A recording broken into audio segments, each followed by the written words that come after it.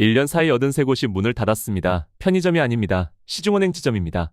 1층 알짜배기 자리에서 감쪽같이 사라진 간판들, 수십 분을 기다려도 끝내 연결되지 않는 상담원, 질문의 맥락조차 이해하지 못하고 매정하게 대화를 끊어버리는 AI 챗봇. 점포가 줄면 임대료가 줄고 직원이 줄면 인건비가 줍니다. 그런데 왜 줄어든 비용은 고객이 아니라 직원들의 성과급 통장으로 흘러들어갔을까요? 대기 인원 2명인데 50분을 기다리는 고객이 있는 바로 그 시간, 은행 본사에서는 기본급의 수백 %짜리 보너스 잔치가 벌어지고 있었습니다. 사라진 점포 뒤에 숨겨진 돈의 흐름, 함께 파헤쳐보도록 하겠습니다. 불과 몇 년 전까지만 해도 은행은 동네 어디에나 있었습니다. 대형마트 1층, 지하철역 출구 바로 앞, 아파트 단지의 상가 한복판. 유동 인구가 많은 알짜배기 자리는 을의 은행 간판이 차지하고 있었죠. 퇴근길에 잠깐 들러 공과금을 내고 점심시간에 빠르게 통장 정리를 하던 풍경이 익숙했습니다. 그런데 어느 순간부터 그 간판들이 하나둘 사라지기 시작했습니다. 문제는 스마트폰으로 해결되지 않는 일들이 여전히 산더미라는 겁니다. 대출 서류 서명, 인감 증명이 필요한 업무, 사망한 가족의 계좌 정리. 이런 일들은 반드시 창구를 거쳐야 합니다. 어르신들에게는 더 심각합니다. 공인인증서 갱신, OTP 재발급 같은 일들이 스마트폰 앱 화면만으로는 도무지 해결되지 않습니다. 결국 은행에 가야 합니다. 그런데 그 은행이 없습니다. 어렵사리 지점을 찾아가도 고난은 끝나지 않습니다. 문을 열고 들어서면 대기석은 이미 만원입니다. 번호표를 뽑아듭니다. 내 앞대기 인원 고작 2명. 금방 되겠거니 싶어 앉습니다. 10분이 지나고 20분이 지납니다. 창구 직원은 한 명의 고객 앞에서 모니터와 서류를 번갈아 들여다보며 뭔가를 열심히 입력합니다. 40분이 흐르고 50분이 지나서야 겨우 내 번호가 호명됩니다. 대기 인원 2명에 50분이 걸린 겁니다. 창구 수 자체가 줄었습니다. 예전에는 5개, 6개씩 열려있던 창구가 지금은 2~3개로 쪼그라들었습니다. 남은 직원들은 자금 세탁 방지, 보이스피싱 예방, 고령자 보호 의무까지 과거보다 훨씬 복잡해진 절차를 소화해야 합니다. 하지만 그 부담은 고스란히 고객의 대기 시간으로 전가됩니다. 동네 골목마다 있던 ATM마저 슬그머니 철수하고 있습니다. 기계 유지비, 현금 운송비를 줄이겠다는 논리입니다. 은행들은 말합니다. 시대가 바뀌었다고, 비대면이 대세라고. 틀린 말은 아닙니다. 하지만 점포가 줄었으니 임대료가 줄었을 테고 직원이 줄었으니 인건비가 줄었을 겁니다. 그렇다면 그 절감된 비용은 누구의 몫이 되었을까요? 예금 금리가 올랐습니까? 대출 금리가 내렸습니까? 하나같이 아닙니다. 그 돈은 다른 곳으로 흘러갔습니다. 지점 찾아가기가 이 정도로 힘드니 차라리 온라인으로 해결하자고 마음먹습니다. 스마트폰 앱을 열어봅니다. 간단한 조회나 이체는 문제없습니다. 그런데 조금만 복잡한 문의가 생기면 막힙니다. 한도 상향, 대출 조건 변경, 카드 분쟁 처리, 앱 안에서 해결되지 않는 일들이 수두룩합니다. 결국 고객센터에 전화를 겁니다. 신호음이 울리고 안내 멘트가 흘러나옵니다. 원하시는 서비스 번호를 누르세요. 1번, 2번, 3번을 거쳐 겨우 상담원 연결 버튼에 도달합니다. 그리고 들려오는 한마디. 현재 상담 대기 인원이 많아 연결이 지연되고 있습니다. 예상 대기 시간 35분. 수화기를 귀에 붙인 채 멍하니 기다립니다. 10분, 20분. 음악이 반복되고 같은 안내 멘트가 되풀이됩니다. 점심시간은 지나가고 다른 일은 손에 잡히지 않습니다. 그래서 은행들이 내세우는 대안이 AI 챗봇입니다. 앱 하단의 말풍선 아이콘을 누르면 친절한 인사가 뜹니다. 무엇이든 물어보세요. 기대를 품고 질문을 입력합니다. 지난달 자동이체가 2번 빠져나갔는데 확인 좀 해주세요. 챗봇의 대답이 돌아옵니다. 자동이체 등록 방법을 안내해드릴까요? 아니, 등록이 아니라 중복 출금 확인이라고요. 다시 입력합니다. 챗봇은 또다시 엉뚱한 답변을 내놓습니다. 질문의 맥락을 전혀 이해하지 못하는 겁니다. 몇 번을 실랑이 하다 지쳐서 잠시 다른 일을 봅니다.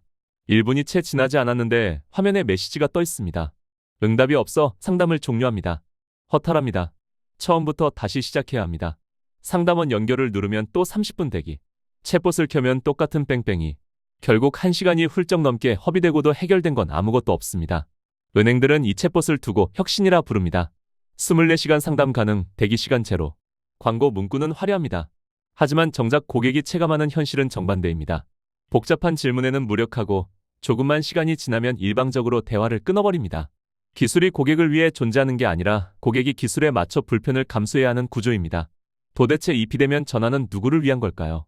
점포가 줄고 비대면 거래가 늘어나는 것 자체를 탓하려는 게 아닙니다.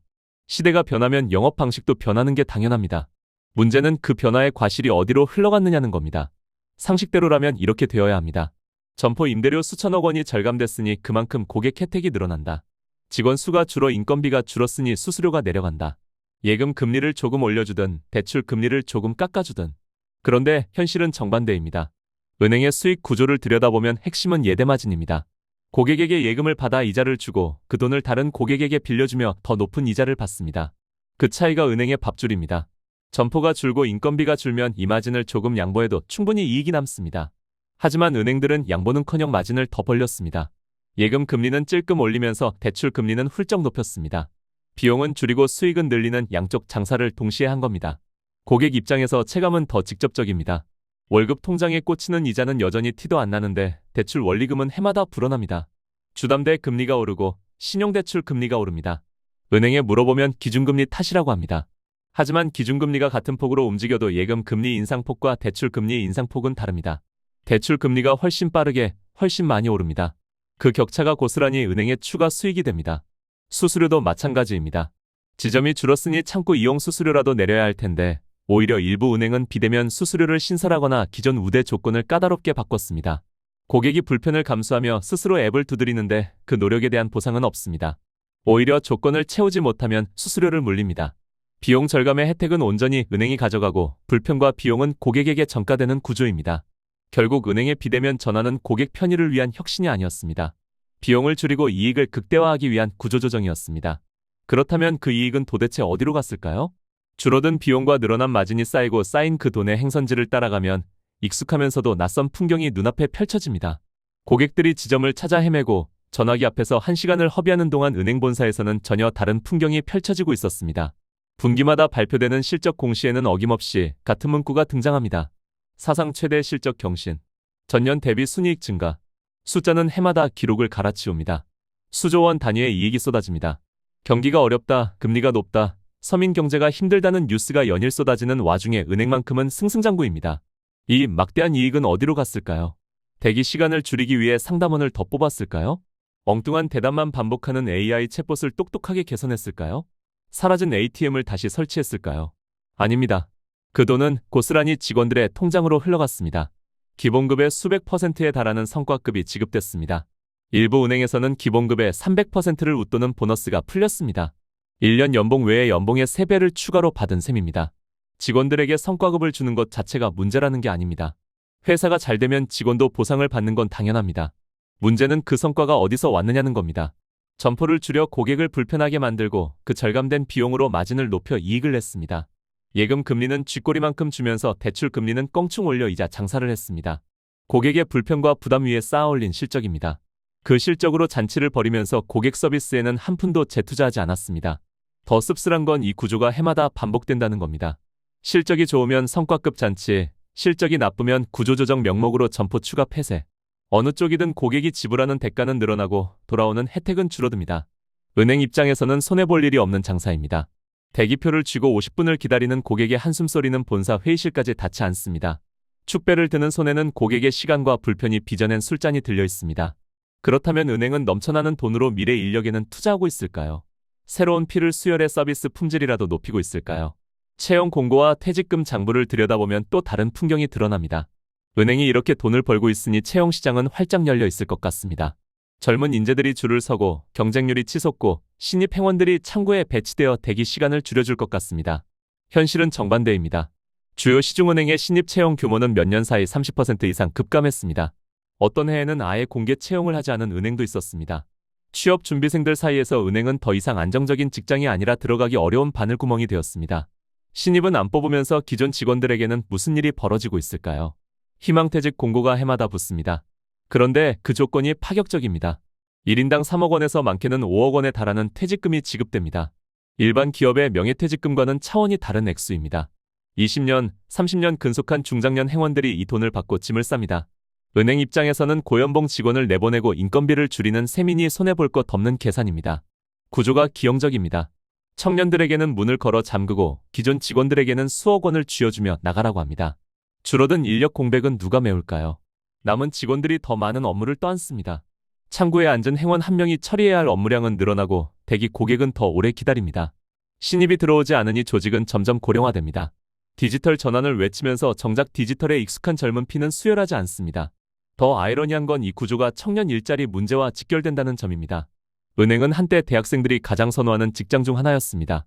안정적이고 연봉이 높고 사회적 인식도 좋았습니다. 그런데 지금은 그 문이 닫혀 있습니다. 역대급 실적을 내면서도 신규 고용에는 인색합니다. 사회 전체로 보면 좋은 일자리가 줄어드는 겁니다. 비용 절감과 이익 극대화의 논리가 청년 세대의 기회를 잠식하고 있습니다. 결국 은행의 구조조정은 이 중에 희생을 낳고 있습니다. 고객은 줄어든 점포와 긴 대기 시간을 감수해야 하고 청년들은 닫힌 채용 문 앞에서 발걸음을 돌려야 합니다. 그 사이에서 수억 원의 퇴직금을 챙긴 중장년 행원들과 성과급 잔치를 벌인 남은 직원들만이 수혜자로 남습니다. 하지만 이 기형적 구조의 조짐은 사실 몇 년 전부터 이미 보이고 있었습니다. 번호표를 뽑고 한참을 기다려 드디어 창구에 앉았습니다. 맞은편에는 억대의 연봉을 받는다는 은행원이 앉아 있습니다. 금융 전문가일 테니 내 상황을 분석하고 최적의 조건을 찾아주겠거니 기대합니다. 그런데 실제로 벌어지는 일은 달랐습니다. 은행원은 내 신분증과 서류를 받아 모니터에 정보를 입력합니다. 잠시 후 화면에 숫자가 뜹니다. 대출한도 얼마, 금리 몇 %. 은행원은 그 숫자를 읽어줍니다. 혹시 금리를 조금 낮출 수 없느냐고 물어봅니다. 은행원은 고개를 젓습니다. 시스템에서 나온 결과라 제가 조정할 수 없습니다. 다른 조건은 안 되느냐고 다시 묻습니다. 같은 대답이 돌아옵니다. 시스템이 정한 겁니다. 그 순간 깨달았어야 합니다. 내 앞에 앉은 사람은 금융 전문가가 아니라 모니터 낭독기라는 것을. 그의 역할은 자신의 전문적인 판단을 내리는 게 아니었습니다.